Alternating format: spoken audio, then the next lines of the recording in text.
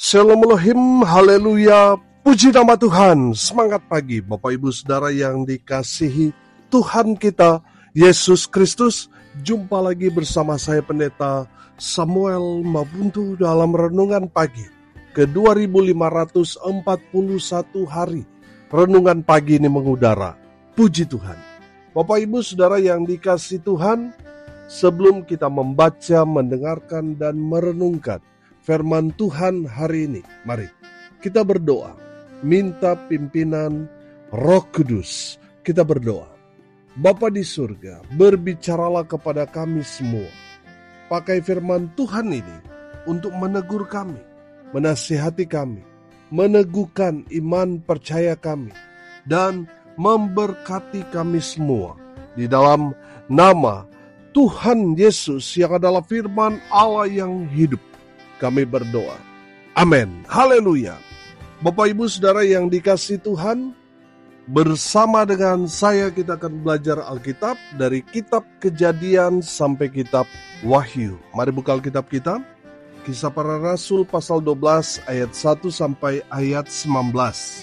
Di bawah perikop, Yakobus mati. Petrus dilepaskan dari penjara. Demikian firman Tuhan. Kira-kira pada waktu itu, Raja Herodes mulai bertindak dengan keras terhadap beberapa orang dari jemaat. Ia menyuruh membunuh Yakobus, saudara Yohanes, dengan pedang. Ketika ia melihat bahwa hal itu menyenangkan hati orang Yahudi, ia melanjutkan perbuatannya itu dan menyuruh menahan Petrus. Waktu itu hari raya roti tidak beragi. Setelah Petrus ditangkap, Herodes menyuruh memenjarakannya di bawah penjagaan 4 regu, masing-masing terdiri dari 4 prajurit. Maksudnya ialah supaya sehabis Paskah ia menghadapkannya ke depan orang banyak. Demikianlah Petrus ditahan di dalam penjara, tetapi jemaat dengan tekun mendoakannya kepada Allah. Pada malam sebelum Herodes hendak menghadapkannya kepada orang banyak, Petrus tidur di antara 2 orang prajurit, terbelenggu dengan 2 rantai. Selain itu, prajurit-prajurit pengawal sedang berkawal di muka pintu. Tiba-tiba berdirilah seorang malaikat Tuhan dekat Petrus, dan cahaya bersinar dalam ruang itu. Malaikat itu menepuk Petrus untuk membangunkannya, katanya, "Bangunlah segera." Maka gugurlah rantai itu dari tangan Petrus. Lalu kata malaikat itu kepadanya, "Ikatlah pinggangmu dan kenakanlah sepatumu." Ia pun berbuat demikian. Lalu malaikat itu berkata kepadanya, "Kenakanlah jubahmu dan ikutlah aku." Lalu ia mengikuti malaikat itu keluar, dan ia tidak tahu bahwa apa yang dilakukan malaikat itu sungguh-sungguh terjadi. Sangkanya ia melihat suatu penglihatan. Setelah mereka melalui tempat kawal pertama dan tempat kawal kedua, sampailah mereka ke pintu gerbang besi yang menuju ke kota. Pintu itu terbuka dengan sendirinya bagi mereka. Sesudah tiba di luar, mereka berjalan sampai ke ujung jalan, dan tiba-tiba malaikat itu meninggalkan dia. Dan setelah sadar akan dirinya, Petrus berkata, "Sekarang taulah aku benar-benar bahwa Tuhan telah menyuruh malaikatnya dan menyelamatkan aku dari tangan Herodes dan dari segala sesuatu yang diharapkan orang Yahudi." Dan setelah berpikir sebentar, pergilah ia ke rumah Maria, ibu Yohanes, yang disebut juga Markus. Di situ banyak orang berkumpul dan berdoa. Dan ketika ia mengetuk pintu gerbang, datanglah seorang hamba perempuan bernama Rode untuk mengetahui siapa yang mengetuk itu.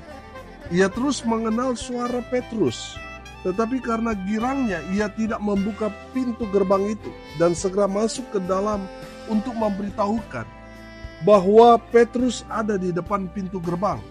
Kata mereka kepada perempuan itu, "Engkau menggigau." Akan tetapi ia tetap mengatakan bahwa benar-benar demikian. Kata mereka, "Itu malaikatnya." Tetapi Petrus terus-menerus mengetuk, dan ketika mereka membuka pintu dan melihat dia, mereka tercengang-cengang.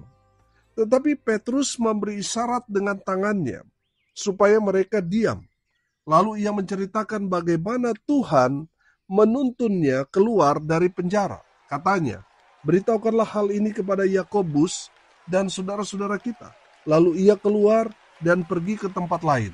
Pada keesokan harinya, gemparlah prajurit-prajurit itu. Mereka bertanya-tanya, apakah yang telah terjadi dengan Petrus? Herodes menyuruh mencari Petrus, tetapi ia tidak ditemukan. Lalu Herodes menyuruh memeriksa pengawal-pengawal itu dan membunuh mereka.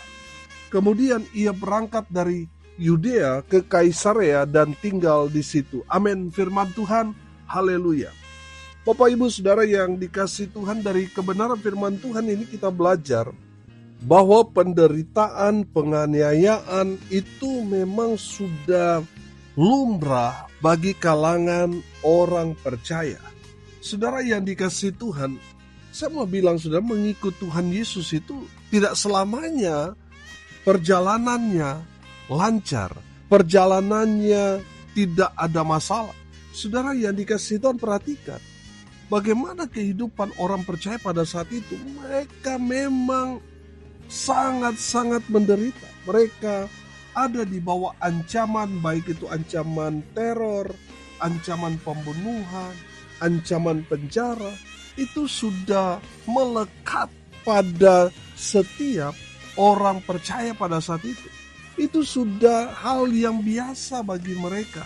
Bagi orang-orang percaya di abad-abad pertama, itu adalah resiko mereka ketika mereka menyatakan diri sebagai orang percaya. Mereka sudah siap menerima semua resiko, baik itu ancaman teror, ancaman pembunuhan, ancaman penjara dan lain sebagainya. Mereka sudah siap menerima semua resiko karena iman percaya mereka kepada Kristus Yesus Tuhan. Saudara yang dikasihi Tuhan, perhatikan bahwa Yakobus yang adalah seorang rasul yang bersama-sama dengan Petrus mati dipenggal. Saudara yang dikasihi Tuhan, perhatikan bahwa Herodes ini seorang yang psikopat. Dia senang melakukan hal-hal yang sadis. Saudara perhatikan, Herodes ini dia senang sekali kalau dia dipuji.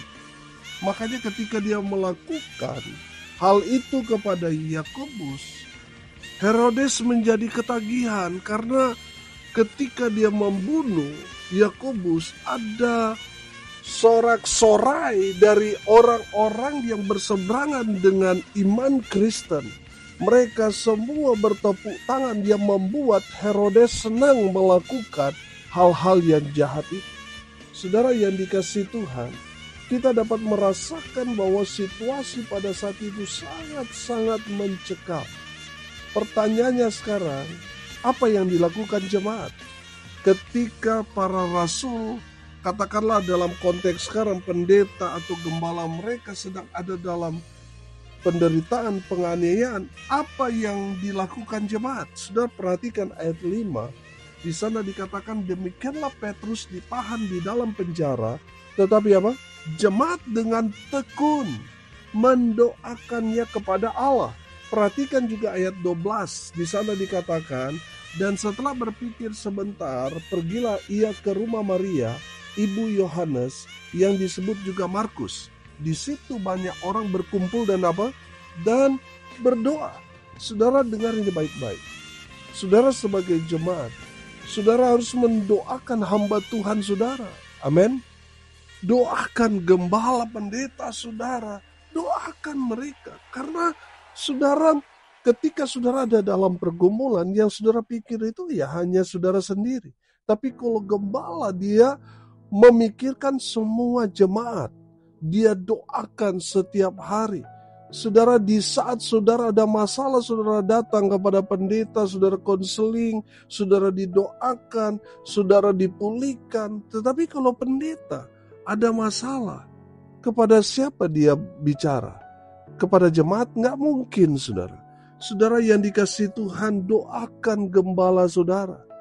Kadang-kala mereka kelihatannya senyum-senyum, saudara, padahal pergumulan di dalam diri mereka itu berkecamuk, saudara. Bapak Ibu Saudara yang dikasihi Tuhan, saudara sebagai jemaat, doakan gembala pendeta saudara. Doakan mereka, itu tugas saudara. Saudara, Petrus benar-benar mengalami ketidakadilan, di mana dia tekun memberitakan kabar baik. Saudara lihat resikonya apa? Dia ditangkap, dia dijebloskan ke dalam penjara. Sebelumnya Yakobus yang ditangkap bersama dengan Petrus dibunuh, di mana Petrus melihat dengan mata kepala sendiri saudaranya, teman pelayanannya dibunuh di depan matanya. Saudara yang dikasihi Tuhan, perhatikan. Petrus mengalami pergumulan yang berat. Saya rasa saudara bahwa Petrus sangat-sangat depresi pada saat itu. Apalagi dia ditangkap, lalu dia sudah dijadwalkan oleh Herodes bahwa nanti besok dia yang akan dipotong lehernya. Saudara yang dikasihi Tuhan, sudah pasti Petrus memiliki pergumulan yang begitu berat. Saudara lihat, jemaat tidak tinggal diam. Mereka memang tidak berdaya melawan Herodes, tapi yang mereka lakukan itu luar biasa, berdoa. Amin. Saudara, Petrus benar di penjara, tapi lihat bagaimana cara Tuhan untuk menolong Petrus itu luar biasa. Itu mujizat. Amin. Tuhan kirim malaikat untuk membebaskan Petrus. Haleluya. Saudara yang dikasihi Tuhan, dari kebenaran firman Tuhan ini kita belajar. Yang pertama, masalah, tantangan, persoalan, pergumulan itu pasti akan menimpa semua orang, termasuk kita, anak-anak Tuhan. Pasti itu datang. Seperti badai yang siap atau tidak siap akan menimpa kita. Saudara yang dikasihi Tuhan, saya mau bilang, masalah tantangan itu sudah biasa bagi kita orang percaya. Amin.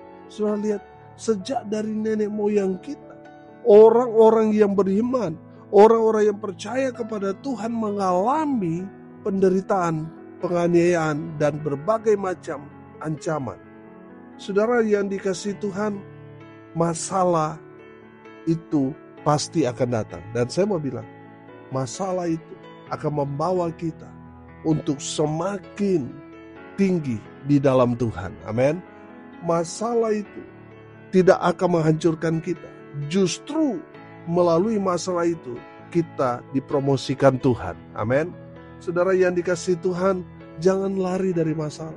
Hadapi semua masalah bersama dengan Tuhan. Amin. Saudara yang kedua, saudara, ketika saudara menghadapi masalah itu, jangan takut. Lihat Petrus, saudara. Saudara, dia melihat langsung sahabatnya, teman pelayanannya digorok. Saudara yang dikasihi Tuhan, jangan menyerah dengan keadaan. Lihat Petrus, Tuhan kirim malaikat untuk tolong dia. Amin. Jangan takut saudara menghadapi masalah, persoalan, pergumulan. Mungkin saudara berkata, saya hanya sendiri. Saudara gak sendirian. Tuhan ada bersama dengan kita orang percaya kok. Amin. Percayalah saudara. Saudara yang dikasihi Tuhan, yakin Tuhan pasti tolong kita. Saudara yang dikasihi Tuhan, yang ketiga kita belajar dari kebenaran firman Tuhan ini. Umat Tuhan, semua kita orang percaya, kita harus berdoa. Karena berdoa itu menembus surga. Di saat kita berdoa, surga turun tangan menolong kita. Amin. Saudara perhatikan, jemaat semua berdoa. Saudara lihat apa yang terjadi kepada Petrus. Petrus keluar dari penjara dalam penjagaan yang sangat ketat. Saudara perhatikan, Petrus dia tidur dijepit penjaganya, saudara. Artinya apa? Penjaganya sangat-sangat ketat. Tapi saudara lihat, Petrus lolos dari masalah itu berkat pertolongan Tuhan. Tuhan kirim malaikat untuk menolong, untuk membebaskan Petrus. Saya percaya mujizat itu masih terjadi sampai sekarang ini. Amin.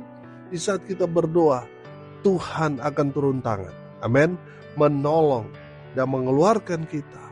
Kita keluar menjadi pemenang dalam setiap masalah yang saudara dan saya hadapi. Amin. Haleluya. Dari kebenaran firman Tuhan ini kita dapat melihat masalah itu pasti datang. Dia tidak pilih-pilih orang. Dia tidak pilih kalau orang percaya bebas dari masalah. Tidak. Ada masalah. Dan itu menimpa semua orang. Ada banyak ancaman, persoalan, pergumulan, kesulitan dalam kehidupan kita. Saudara, pesan firman Tuhan yang kedua, jangan takut. Tuhan pasti tolong orang-orang percaya. Amin. Yang saudara dan saya harus lakukan berdoa. Doa saja. Saudara perhatikan. Para murid, mereka tidak bisa berbuat apa-apa. Mereka tidak dapat memberontak melawan Herodes. Herodes sangat powerful pada saat itu. Sangat kuat. Saudara, yang dikasihi Tuhan yang mereka lakukan adalah langkah yang tepat dan benar. Berdoa. Amin. Di saat mereka berdoa, saudara lihat, Tuhan turut bekerja. Amin. Di saat saudara berdoa, itu menandakan saudara mengandalkan Tuhan, saudara memerlukan pertolongan Tuhan. Dan di saat saudara mengambil keputusan untuk berdoa, saudara akan melihat mujizat terjadi dalam kehidupan. Amin. Mari kita berdoa. Terima kasih Bapa di surga atas kebenaran firman yang sangat memberkati kami. Berkati semua pendengar dimanapun mereka berada. Tuhan memberkati hidup mereka. Rumah tangga mereka diberkati. Usaha, pekerjaan, pelayanan mereka dibuat beruntung berhasil dalam segala hal. Mereka yang sakit Tuhan sembuhkan. Mereka yang lemah Tuhan kuatkan. Hibur mereka yang berduka cita. Dan mau berdoa untuk tanggal 20 Juni. Di mana kami akan merayakan ibadah syukur 7 tahun. Renungan pagi ini mengudara. Kami berdoa di dalam nama Tuhan Yesus. Biar Tuhan sediakan segala keperluan kebutuhan kami. Kami mau lihat mujizat Tuhan terjadi dalam pelayanan kami. Kami serahkan semua orang-orang yang sudah mensupport lewat doa, daya, dan dana untuk suksesnya acara HUT Renungan Pagi mengudara ke-7 tahun. Tuhan balas berkat-berkat Tuhan buat mereka. Dalam nama Tuhan Yesus, mau berdoa, biarlah berkat Tuhan dari surga turun memenuhi semua pendengar. Bapak Ibu, saudara yang dikasihi Tuhan, arahkanlah hatimu kepada Tuhan dan terimalah berkat dari Tuhan Yesus. Tuhan memberkati engkau dan melindungi engkau. Tuhan menyinari engkau dengan wajah-Nya dan memberi engkau kasih karunia. Tuhan menghadapkan wajah-Nya kepadamu dan memberi engkau damai sejahtera. Di dalam nama Tuhan Yesus, sumber segala berkat. Bapak Ibu saudara yang percaya, diberkati Tuhan, katakan amin. Puji Tuhan. Bapak Ibu saudara yang dikasihi Tuhan, kalau saudara merasa diberkati melalui renungan pagi ini, bagikan juga kepada saudara-saudara yang lain, supaya mereka juga diberkati. Karena untuk itulah kita dipanggil, untuk jadi berkat. Salam kasih dari Bali. Saya Pendeta Samuel Mabuntu. Sampai jumpa besok pagi. Tuhan Yesus memberkati kita semua. Haleluya.